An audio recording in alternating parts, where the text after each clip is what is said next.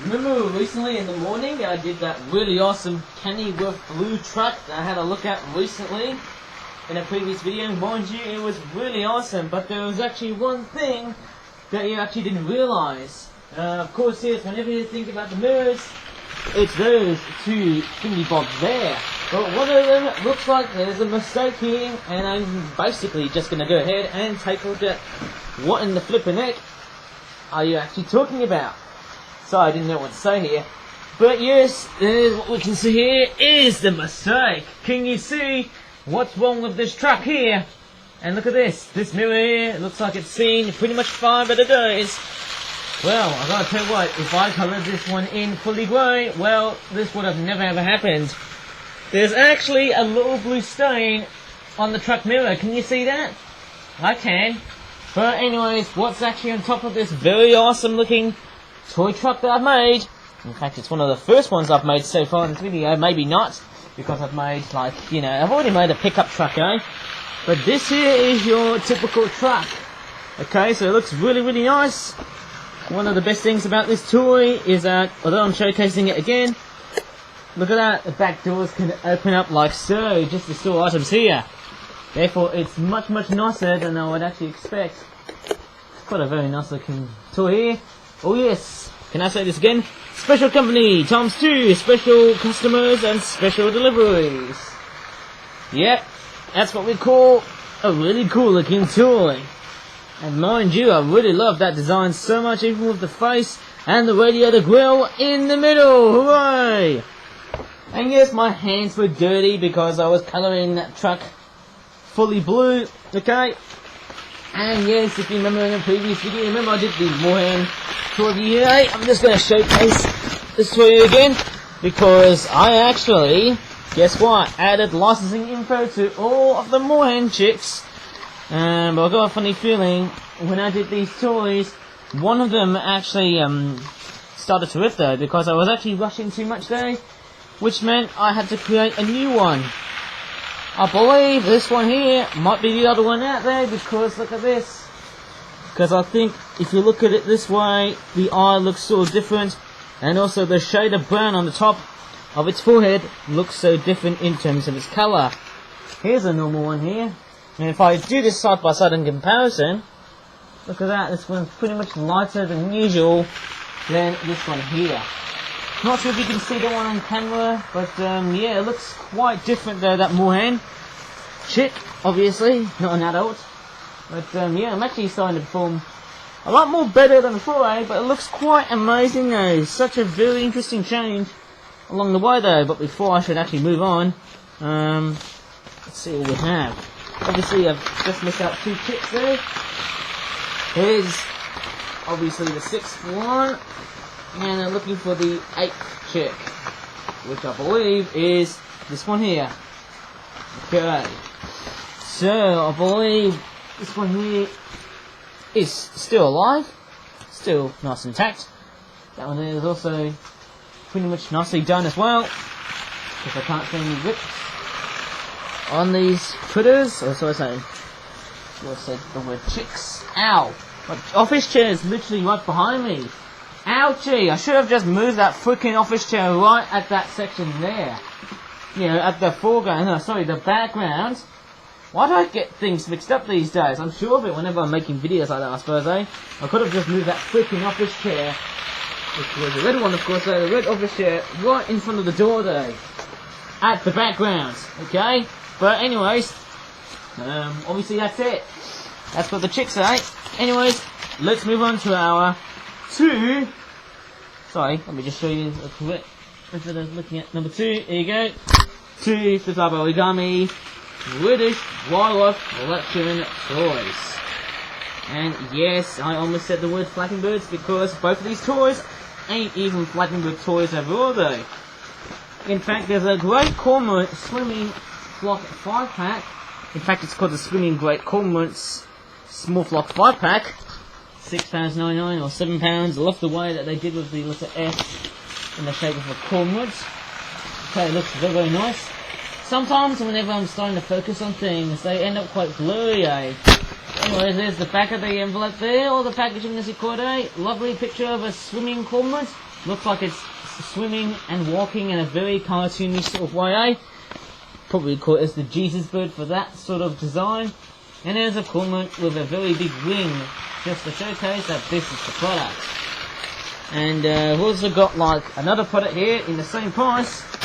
We've also got a Female Mute Swan Mother and her Successfully Grown Juveniles 5-pack, which also costs at the same price. It looks like we've got some swans. Obviously these are juveniles because they're just grey. And a lot more duller than adult one, which is of course this one here. Okay, and we've also got another juvenile picture. Looks like he or she is preening. Yes, it's actually more like preening his or her feathers. Especially that very weird angel wing. I suppose whenever you see birds with angel wings, it's a sight when birds are fed too excessively, especially when you go to the duck ponds. Man, oh man, it looks quite nice, eh? Let's just take a look and unpack these two. But I don't know if I'm going to be doing it one by one. Okay, let's do... I think I might go for the cormorants first, because obviously they're quite unusual. And not only that, I saw quite a lot of cormorants, eh? Last year when I was at the Nature Reserve in Sandwell, back in Christmas time, and also during late summer. Okay, so this is just your stock standard cormorants, but look at the head. The head looks sort of detailed and also designed differently. Okay, so it's got a hooked beak, as what the cormorants would normally have though. Okay, so it's sort of quite a very natural sort of form or take. And this redesign looks so much better, and has actually done a far much grander job than what I actually did with cormorants back then in 2018, 2019. Oh, the good old days. Things were simpler these days. Even before the coronavirus pandemic was such a thing back then though. There you go, lovely designs and detailing of course, eh? There you go, there's the name. We've all got great cormorant, as you can see here. Obviously in the artwork, some of the cormorants there, they act a lot more like a penguin though. Something a lot more penguin-y-esque. Whatever you think about it, there's the name here. Great cormorant. And looks like the beak's gonna be sloppier, eh? Maybe I should have just... I might probably oddly fold that on here, eh? And yeah, it does actually look quite nice on that sort of take. You know, the head design based on a cormorant, eh? You know, whenever I think of the beaks like that, it almost looks like an ibis.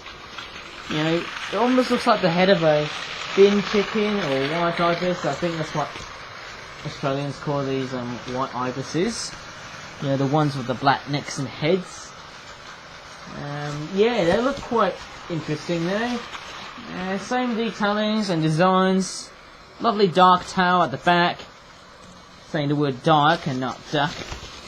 Get it, because of its greyish, blackish, almost blackish colour. It's still grey. Let's move on to the swans next. And I've also noticed that the eye colour is also a bit darker as well. Sorry I didn't have time to show you that, but their eye colour was a lot more darkish green. Let's just say brightish, darkish green. Now let's take a look at these swans next. A bit like some sort of weird late summer and early autumnal sort of scenery. Maybe wintry sort of scenery. Wintry sort of scenery, because you get swans like this, eh? Obviously, but what I'm actually talking about is the juveniles. So this is the mother swan, which looks like that. She's got beautiful eyelashes. She actually has 6 eyelashes though. Oh, bless me! Oh no! Oh no! COVID alert! COVID alert! I've just sneezed. Well, just because you can sneeze doesn't exactly mean it's COVID. But luckily enough, maybe I could literally have some sort of weird sneeze guard. Because you may think COVID-19 may not be involved on sneezes. Well, I'm telling you guys, it is. Because when you start to sneeze, germs are involved and they convert into COVID-19. There you go, there's the beautiful looking beak and black marking on the front of it. On the front, obviously, eh? And I love the eyes. And there's the name, Mute Swan Female, or you can call them hens. That's what many female birds are like. I think chickens overall, whenever you think of females, they're hens.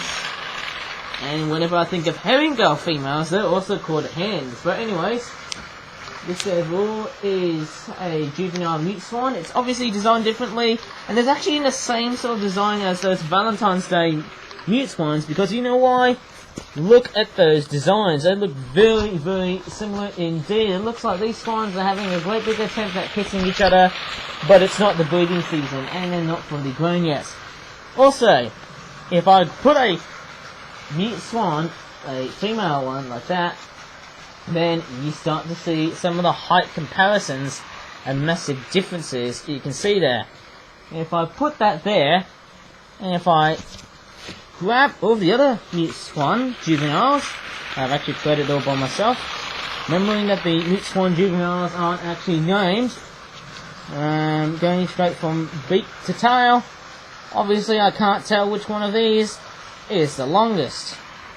So I'm just adding them to here. If I'm just going to poke, get it there, because you know you find swans in the park, eh?